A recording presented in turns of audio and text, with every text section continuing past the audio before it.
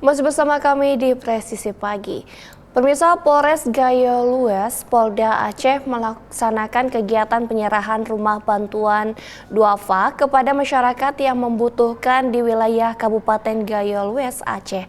Acara dihadiri oleh Kapolres Gayo Lues AKBP Setiawan Eko Prasetya serta sejumlah pejabat daerah dan warga.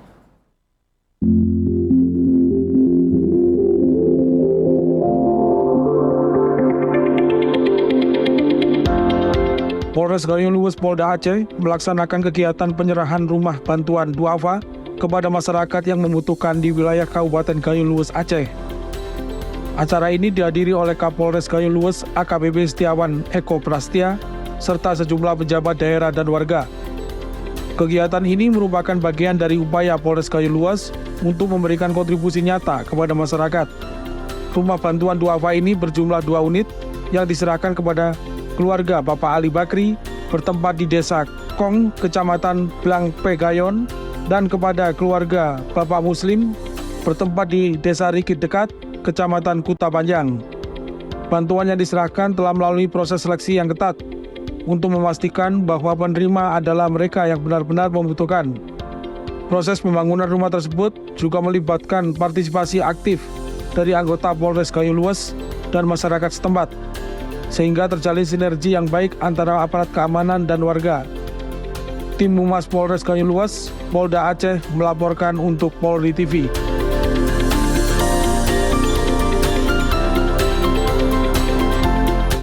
Pemirsa, Kapolsek Kramat Jati Polres Metro Jakarta Timur Kompol Tuti Aini memberikan santunan kepada anak-anak yatim piatu di Kelurahan Tengah, Kecamatan Kramat Jati, Jakarta Timur.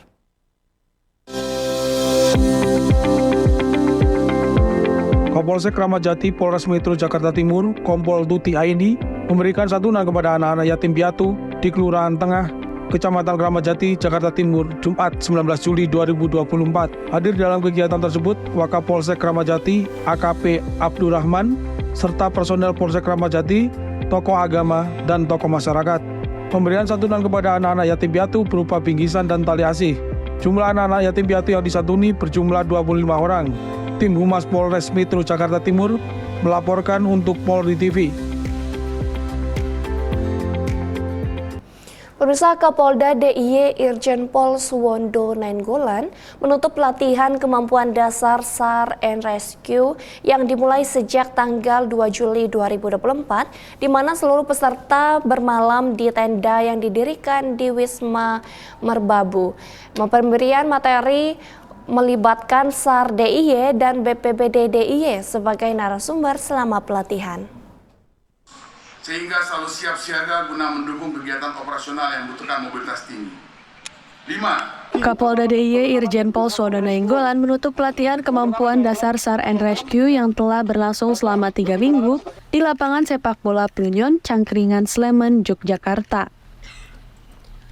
Kegiatan yang diselenggarakan oleh Ditsamapta Polda DIY tersebut diikuti oleh 120 peserta, terdiri dari personel Ditsamapta Polda DIY, Satsamapta Polresta Sleman, serta sejumlah relawan.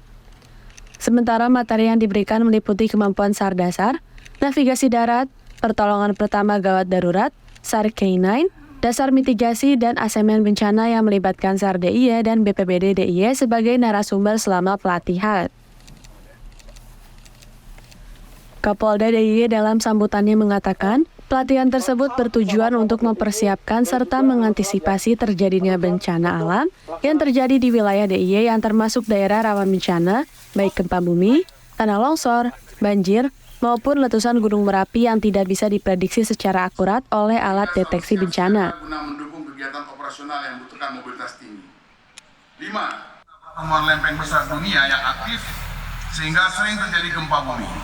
Selain itu, bencana hidrometeorologi yang dipicu oleh perubahan iklim global seperti banjir, tanah longsor, kekeringan, kebakaran hutan, dan lahan, serta cuaca dan iklim yang ekstrim juga diprediksi akan sangat memungkinkan untuk terjadi ke depannya, khususnya di tahun 2025 sampai dengan tahun-tahun ke depannya.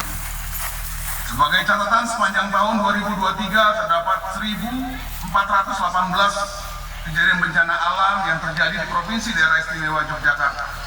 Dari angka tersebut, jenis bencana yang paling banyak terjadi adalah tanah longsor, serta kebakaran hutan dan lahan.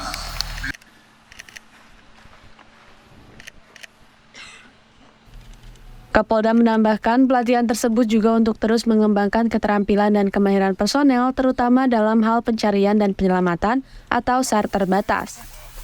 Dari Humas Polda DIY melaporkan untuk Polri TV. Pemirsa, dalam gelaran Operasi Patuh Candi 2024, Kapolda Jateng Irjen Pol Ahmad Lutfi menekankan bahwa keselamatan di jalan menjadi prioritas dengan memberikan pesan kepada para personel Polda Jateng untuk menggunakan pendekatan humanis dan persuasif serta mengajak masyarakat agar mematuhi peraturan lalu lintas.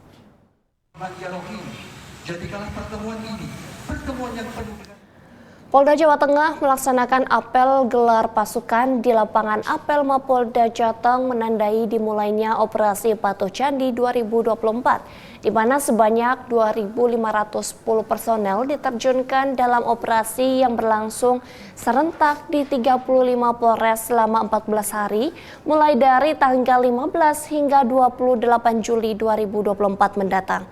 Dirlantas Polda Jateng Kombes Pol Sony Irawan yang memimpin apel gelar pasukan ratusan personel gabungan menyatakan operasi tersebut akan lebih mengedepankan pendekatan edukatif, persuasif dan humanis serta didukung penegakan hukum lalu lintas secara elektronik, baik elektrostatis maupun mobile. Dalam penegakan hukum atas pelanggaran yang berpotensi menimbulkan fatalitas kecelakaan lalu lintas, Polda Jateng telah menyiapkan 19 lokasi elektrostatis dan 800 unit etle mobile yang tersebar di seluruh Jawa Tengah. Kombes Pol Sony Irawan pun mengimbau masyarakat agar menjadikan jalan raya sebagai tempat yang aman bagi semua orang dengan menghindari pelanggaran serta meningkatkan disiplin berkendara, wujudkan budaya berlalu lintas yang baik. Listrik yang ini. Saya coba buka mesinnya, beda.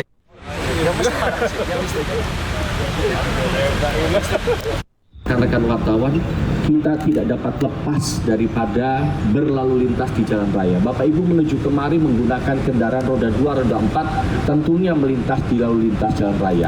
Jika ada pengemudi yang tidak tertib berlalu lintas, dapat menyebabkan korban terhadap pemudi atau pengemudi yang tertib, itu dapat jadi korban akibat daripada pengemudi yang tidak tertib. Oleh karena itu kita mengajak seluruhnya. Apalagi Bapak Ibu sekalian, kita Jawa Tengah ini wilayahnya cukup luas, ya. Kita punya 5 jalur sebagaimana yang telah kami sampaikan waktu jalur utara, selatan, kemudian selatan, jalur tol, kemudian jalur pantura, ya. Ini cukup besar wilayah Jawa Tengah. Kemarin saja baru terjadi di wilayah tol beberapa kali kejadian, ya. Korban meninggal dunia dan rata-rata sebagian besar itu karena disebabkan oleh microslip ataupun pengemudi yang mengantuk sesaat, dan ini mengakibatkan korban cukup meninggal dunia cukup banyak. Pemirsa, Kasat Lantas Polres Ponorogo AKP Jumianto Nugroho memimpin sosialisasi operasi Patuh Semeru di Terminal Seloaji, Ponorogo, Jawa Timur. Hal ini dilakukan untuk melakukan pengecekan terhadap kendaraan umum dan kesehatan pengemudi yang mana merupakan pengimplementasian dari program Mahameru Lantas Polres Ponorogo. Sosialisasi operasi Patuh Semeru selain diikuti oleh anggota Satlantas Polres Ponorogo juga diikuti Kasidokes dan tim Jasa Raharja hingga Kemenhub Ponorogo.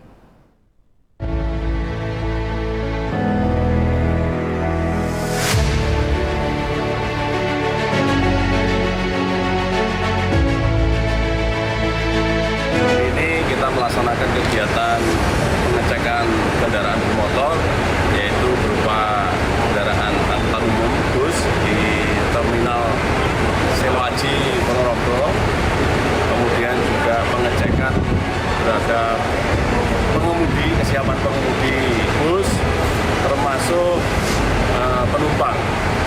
Jadi mulai dari cek kesehatan, kemudian cek ranmor, kemudian cek